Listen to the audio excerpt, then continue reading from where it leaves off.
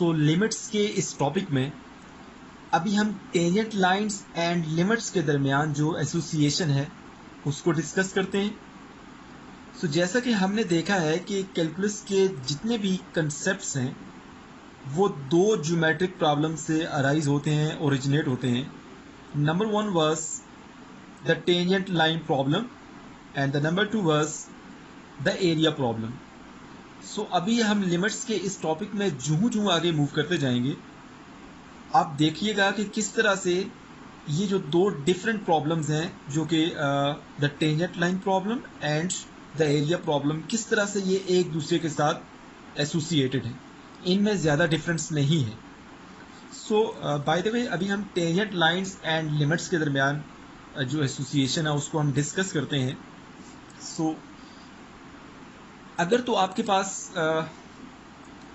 Simple plain geometry वाली curves हों तो उनकी टेंजेंट लाइन फाइंड करना हमारे लिए शायद मसला नहीं है। जैसे कि सर्कल है, सो सर्कल का ग्राफ मैं यहाँ पे बनाता हूँ, देखिएगा ज़रा। ये आपके पास कोई एक्स वाई प्लेन है और इस एक्स वाई प्लेन में यहाँ पे चलिए किसी रेडियस आर का मैं सर्कल ले लेता हूँ। सो इस सर्कल को अगर कोई लाइन किसी एक पॉइंट पर टच करके गुजरती है, लेट्स सपोज मैं वो लाइन यहाँ पे ले लेता हूँ, ये कोई पॉइंट हमारे पास P है जो कि इस सर्कल के ऊपर लाई करता है। सो अगर एक लाइन जो इस पॉइंट को टच करके गुजरती है एक पॉइंट पर, सिंगल पॉइंट पर, इस लाइन को हम कहते हैं tangent line, tangent line at point P। Okay, so अगर प्लेन ज्योमेट्री में कोई भी आपके पास कर्व होगी उसकी टेंजेंट लाइन फाइंड करना मसला नहीं है। लेकिन अगर हमारे पास कोई ऐसा ग्राफ आ जाता है या ऐसी कोई हमारे पास कम्प्लेक्स कर्व्स आ जाती हैं कि जिनकी टेंजेंट लाइन फाइंड करना इस तरह से पॉसिबल नहीं है, फिर हम क्या करेंगे देखिएगा ज़रा। मैं आपके सामने एक यहाँ पे ग्राफ बनाता हूँ। लेट्स सपोज आपके पास ये एक ग्राफ है। सो यहां पर देखें, इस पॉइंट पर तो टेंजेंट लाइन फाइंड करना पॉसिबल है, जो कि देखें वाई एक्सिस भी इस पॉइंट को जो कि इस ग्राफ के ऊपर लाई करता है वो यहाँ पे टच करके गुजर रहा है। लेकिन अगर ये पॉइंट यहाँ पे हो, यहाँ पर हो, तो फिर हमारे पास ये जो लाइन होगी वो कोई भी लाइन इस एक पॉइंट को टच करके नहीं गुजर सकती, ठीक है ना, क्योंकि हमारे पास ये जो ग्राफ है बीच में देखें, अगर मैं यहाँ पे लाइन बनाता हूँ तो ये यहाँ पे टच करके गुजरेगी। सो मोर देन वन पॉइंट को टच करके गुजरेगी। सो अगर आपको ये भी समझ नहीं आया तो ठीक है। अगर देखिए आपके पास ये जो दरमियान में लाइन है जो कि एक्स एक्सिस है, ये एक्स एक्सिस आपके पास, ये इस ग्राफ को देखें वन पॉइंट पर टच करके गुजर रहा है। लेकिन हम टेंजेंट लाइन को इस तरह से तो हमने डिफाइन नहीं किया कि किसी भी ग्राफ को कोई लाइन इंटरसेक्ट करके गुजरे, ऐसा तो नहीं है ना, सिर्फ टच करके गुजरना है, ठीक है ना, बाहर से ही टच करके गुजरना है, ग्राफ के अंदर जाने की जरूरत नहीं है। सो ये जो लाइन है बेसिकली ये टेंजेंट लाइन को शो नहीं कर रही। सो इस लाइन को मैं चले L1 कह देता हूँ, वैसे ये एक्स एक्सिस है, ठीक है ना। सो यहाँ पे मैं लिखता हूँ L1 does not represent tangent line for the given graph. So हमने देखा है कि जब आपके पास कोई कॉम्प्लिकेटेड कर्व्स आना शुरू हो गई हैं तो उनकी टेंजेंट लाइन फाइंड करना उतना आसान नहीं है जितना कि सर्कल की टेंजेंट लाइन फाइंड करना आसान है। सो इस तरह की कोई और एग्जांपल भी मैं आपके सामने लिखता हूँ, देखिएगा। अगर आपके पास ये कोई एक्स वाई प्लेन हो, सो इस एक्स वाई प्लेन में अगर आपके पास मैं सपोज करता हूँ कि ये कोई ग्राफ है, ये आपके पास कोई ग्राफ है, ये किसी फंक्शन का ग्राफ है। सो अगर मैं कहूं कि इस पॉइंट पर मुझे टेंजेंट लाइन चाहिए, इस पॉइंट पर मुझे टेंजेंट लाइन चाहिए, सो मैं क्या करता हूं कि यहाँ पे एक लाइन ड्रा करता हूं। देखें ये एक पहले लाइन भी ड्रा हुई पड़ी है जो कि एक्स एक्सिस है। सो ये लाइन यहाँ से ड्रा हो रही है, देखें इस पॉइंट पर एक दफ़ा टच करके गुजर रही है, दैट्स ओके। लेकिन ये लाइन जब आगे मूव करेंगे तो ये इस ग्राफ को यहाँ पर भी टच करती है और यहाँ पर भी टच करती है। तो हमें तो टेंजेंट की लाइन की जो डेफिनेशन है वो ये सिखाई गई है कि किसी भी फंक्शन के ग्राफ को अगर कोई लाइन एक पॉइंट पर टच करके गुजर जाए तो वो जो लाइन होगी वो टेंजेंट लाइन होगी। लेकिन ये वाली जो लाइन है जो कि इस पॉइंट पर मैं टेंजेंट लाइन फाइंड करने की कोशिश कर रहा हूँ, ये लाइन तो इस ग्राफ को एक से ज़्यादा पॉइंट पर टच कर रही है, तो मतलब ये टेंजेंट लाइन तो ना हुई। सो इस तरह की कर्व्स जो कॉम्प्लिकेटेड कर्व्स होती हैं, कॉम्प्लिकेटेड ग्राफ्स होते हैं फंक्शन के, उन पर टेंजेंट लाइन फाइंड करना एज कम्पेयर टू सर्कल जो है वो मुश्किल होते हैं। सो हम क्या करते हैं, हम एक जनरल सी डेफिनेशन जो है टेंजेंट लाइन की उसको अभी आपके सामने रिप्रेजेंट करने जा रहे हैं, ताकि आपके पास सर्कल हो या कोई भी कॉम्प्लिकेटेड कर्व हो, आप उस डेफिनेशन को अप्लाई करें और किसी भी तरह का ग्राफ हो आप उसकी टेंजेंट लाइन फाइंड कर सकें। मतलब वो डेफिनेशन हर तरह की कर्व्स पे अप्लाई हो सकती है। सो बच्चों उसको हम स्टार्ट करते हैं, देखिएगा ज़रा। सो सबसे पहले मैं यहाँ पे एक एक्स वाई प्लेन लेता हूँ। मैं यहाँ पे लिखता हूँ more general definition of tangent line. More general definition of tangent line.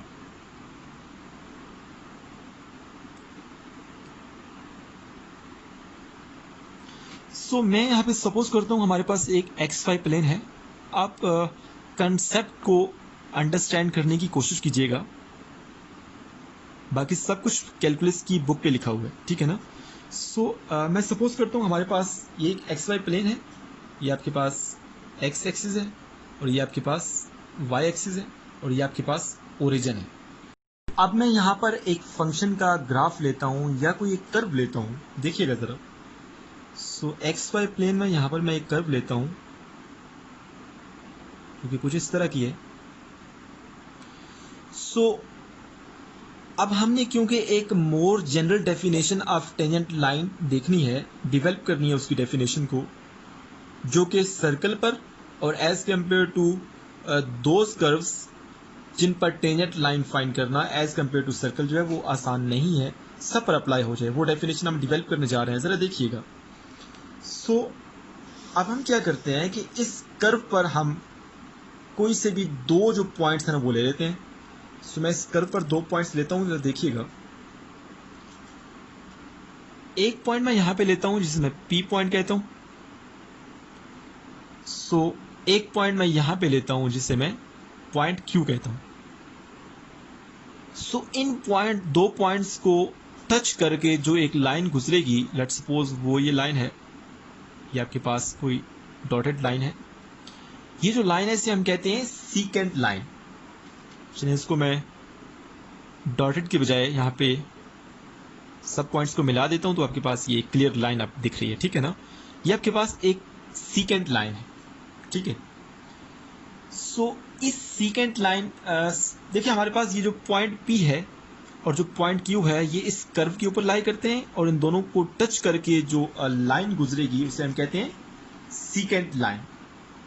सो हमारे पास ये जो सीकेंट लाइन है, अगर मैं ये करूं कि ये जो पॉइंट Q है इसे मैं P की तरफ मूव करना शुरू कर दूं, मतलब पॉइंट P अभी यहाँ पे है, अब इसे मैं Q की तरफ मूव करूंगा तो ये यहाँ पे आ जाएगा, ठीक है। सो अब जो लाइन बनेगी वो कौन सी बनेगी, जरा गौर से देखिएगा। अब ये सारा प्रोसेस आप अंडरस्टैंड करने की कोशिश करें, ठीक है। ये आपके पास अब हमने पॉइंट Q को यहाँ पे इस जगह पे ले आए हम। अब नेक्स्ट हम क्या करते हैं, पॉइंट Q को और P के ज्यादा करीब लाते हैं। लेट्स सपोज मैं यहाँ पे ले आता हूँ। सो अब जो आपके पास सेकंड लाइन बनेगी वो क्या बनेगी, कुछ इस तरह से बनेगी। आई होप सो आपको चीज़ों का आइडिया हो रहा है। सो अब आपके पास ये जो पॉइंट Q है इसे हम P के इतने करीब ला सकते हैं, मतलब एग्जैक्टली P ना हो लेकिन P के बहुत करीब हो, जिसे हम लिमिटिंग पोजीशन कहते हैं, ठीक है ना। सो इसकी मदद से अगर हम यहाँ पे ये जो Q है इसे हम लिमिटिंग पोजीशन पर जब हम लाएंगे, Q के P के बहुत करीब लाएंगे, मतलब P नहीं होगा लेकिन P के बहुत करीब होगा, बहुत ज़्यादा करीब होगा। सो उस केस में आपके पास जो लाइन बनेगी वो टेंजेंट लाइन बनेगी, ठीक है ना। अच्छा, अब इस टेंजेंट लाइन का हम एक मोर जो जनरल ओवरव्यू है उसको भी मैं यहाँ पे ड्रा कर देता हूँ, ज़रा देखिएगा। मैं यहाँ पे एक्स वाई प्लेन लेता हूँ। सो इस एक्स वाई प्लेन में लेट्स सपोज यहाँ पे अब मैं कोई सर्कल ले लेता हूँ ताकि आपको आइडिया हो जाए कि इस तरह की कर्व्स और सर्कल में जब हम ये डेफिनेशन अप्लाई करेंगे तो कोई फ़र्क नहीं पड़ेगा, ठीक है ना। सो ये पॉइंट P था जिस पर हम टेंजेंट लाइन इजीली यहाँ से ड्रॉ कर सकते हैं, लेकिन हमने क्योंकि इस डेफिनेशन को यूज़ करना है, ये पॉइंट P है, ये पॉइंट Q है let's suppose. So second line के कंसेप्ट को यूज़ करते हुए हम टेंजेंट लाइन तक पहुँच सकते हैं। ये आपके पास सेकेंड लाइन है। अब हम क्या करते हैं, Q को मूव करते जाते हैं। सो Q को यहाँ पे मूव किया, Q को यहाँ पे मूव किया। सो लास्ट पे हमारे पास Q ये यहाँ पे बहुत ज़्यादा करीब हो जाएगा, ठीक है ना। एग्जैक्टली P नहीं होगा लेकिन P के बहुत करीब होगा। सो आपके पास ये मैं सेकेंड लाइन यहाँ पे बनाता जाता हूँ, देखिएगा ज़रा। जब हम Q को P के बहुत नज़दीक लाते जा रहे हैं, सो आपके पास ये, और लास्ट पे हमारे पास ये वाली लाइन बनेगी, ठीक है ना। सो ये आपके पास ये जो पॉइंट Q है ये as compare to point P negligible distance के ऊपर पड़ा हुआ है, ठीक है ना। तो ये जो लाइन है इसे मैं लेट्स सपोज कैपिटल L कह देता हूँ। ये हमारे पास टेंजेंट लाइन, क्योंकि हम Q को लिमिटिंग पोजीशन पर लेके आए हैं एज कम्पेयर टू P, सही है ना। सो इससे रिलेटेड हम एक एग्जांपल अभी करने जा रहे हैं और हम देखेंगे कि किस तरह से हम इस टेंजेंट लाइन की इक्वेशन फाइंड करते हैं, ठीक है ना, by using this general definition of tangent line. So अभी हम उसको देख लेते हैं। सो एग्जांपल नंबर 1 हम सॉल्व करते हैं, देखें ज़रा। Find an equation for the tangent line to the parabola y is equal to x square at the point 1 1। So इस पॉइंट पर हमने equation of the tangent line जो है वो फाइंड करनी है। सो अगर इस पॉइंट पर हमें स्लोप मिल जाए देन हम पॉइंट स्लोप फार्मूला को यूज़ करते हुए इक्वेशन ऑफ टेंजेंट लाइन जो है वो फाइंड कर सकते हैं। सो उसका जनरल फार्मूला मैं यहाँ पे लिख देता हूँ।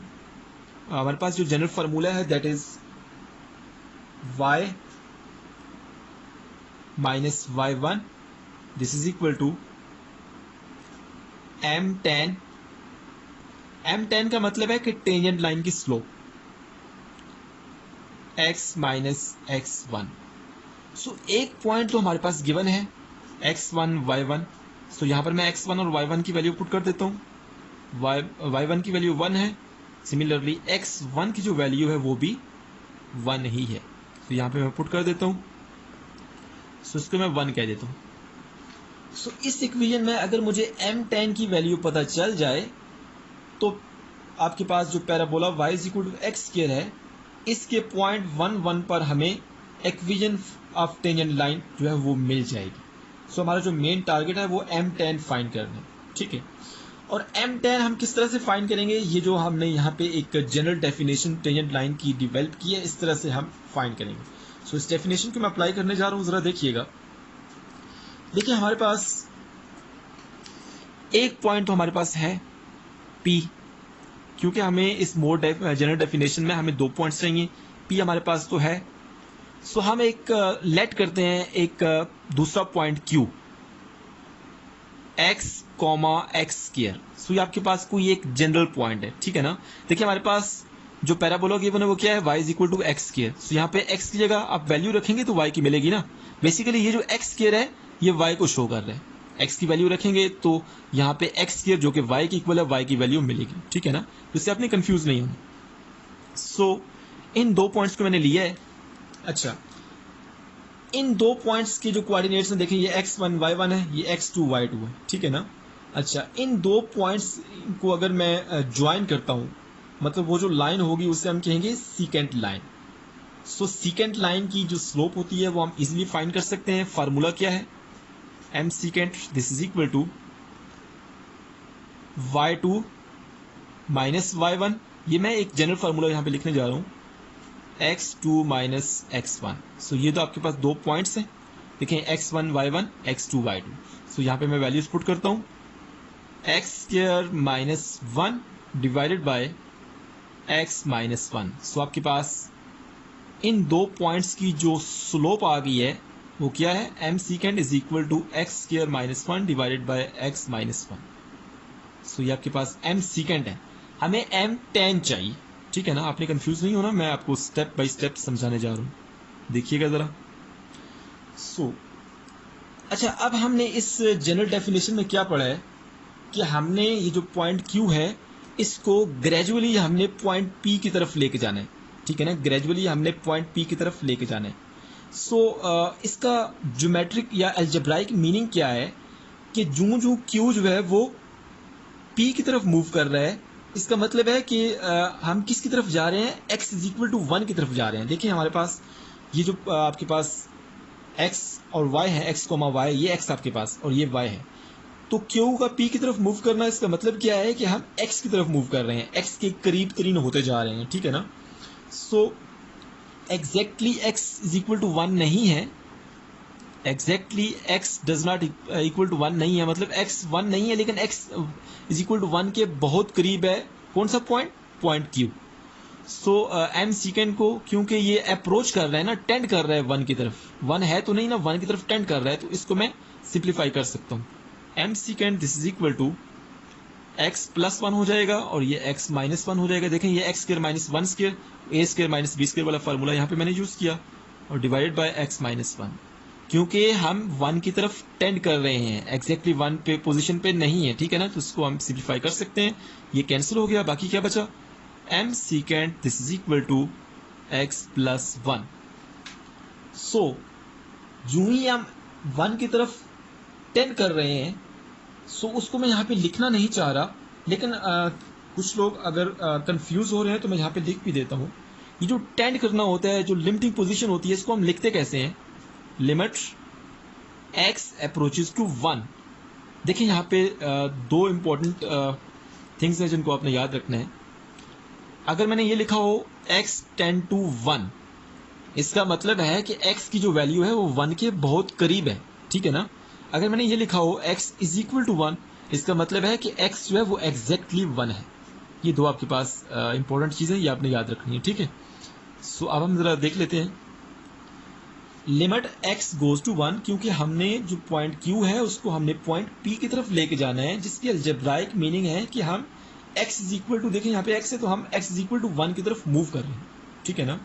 सो यहाँ पे मैं लिखूंगा m सीकेंड, और m सीकेंड की वैल्यू कितनी है, x प्लस 1।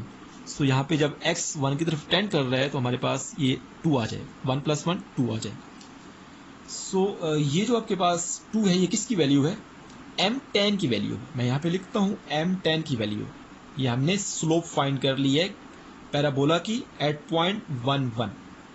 सो इस स्लोप को बच्चों हमने यहाँ पे यूज करना है। जब यहाँ पे यूज करेंगे तो हमारे पास, इसको हम सिंप्लीफाई करेंगे तो हमारे पास equation of tangent line at point 1 1 for the given parabola y is equal to x square आ जाएगा, ठीक है ना। सो मैं यहाँ पे पुट कर लेता हूँ, जरा देखिएगा। चलिए मैं यहाँ पे लिख लेता हूँ इसको। सो m10 को मैं यहाँ पे पुट करता हूँ, जो कि 2 है, y minus 1 is equal to 2 into X minus 1। इसको मैं सिंप्लीफाई करता हूँ, y minus 1 is equal to 2x minus 2। So अब y को मैं उस साइड पे ले जाता हूँ और माइनस 2 को इस साइड पे ले जाता हूँ। So minus 1 plus 2 is equal to 2x minus y। So finally हमारे पास जो इक्वेशन ऑफ टेंजेंट लाइन आ जाएगी, that will be 2x minus y plus is equal to 1।